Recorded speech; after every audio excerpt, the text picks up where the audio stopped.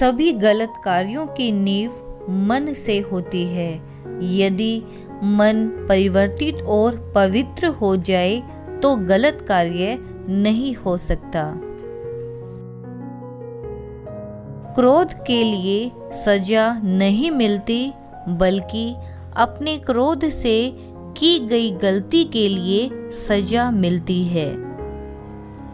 एक जलते हुए दीपक से हजारों दीपक जलाए जा सकते हैं, जिसकी कोई सीमा नहीं है, फिर भी उसकी रोशनी कम नहीं होती।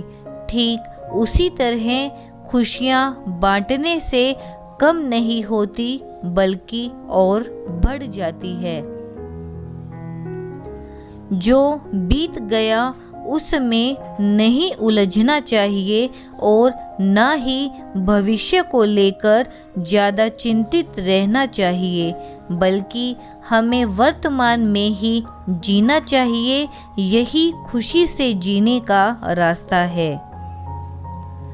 हजारों लड़ाई लड़ने के बजाय खुद पर विजय प्राप्त करनी चाहिए, फिर जीत हमेशा खुद की होगी, जिसे कोई छीन नहीं सकता।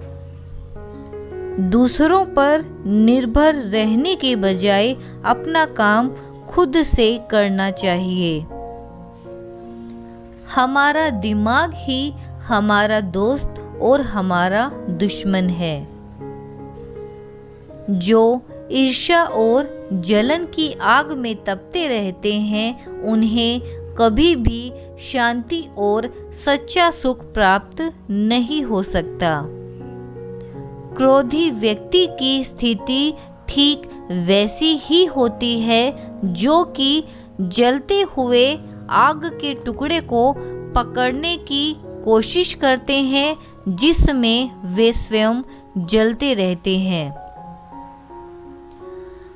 भले ही चाहे कितनी अच्छी बातों को पढ़ लें या उन्हें सुन लें, उसका तब तक फायदा नहीं है जब तक हम खुद उस पर अमल नहीं करते। अपना रास्ता हमें खुद ही बनाना होता है, क्योंकि इस दुनिया में हम अकेले आए हैं और अकेले ही जाना पड़ेगा। तो ऐसे में हमारी किस्मत भी हम खुद बनाते हैं। हमारे दुश्मन भी हमारा उतना नुकसान नहीं कर सकते जितना नुकसान हमारे विचार कर सकते हैं। गलत चीज़ों की शुरुआत हमारे गलत विचारों से ही होती है। हम अपने भाग्य के निर्माता खुद होते हैं।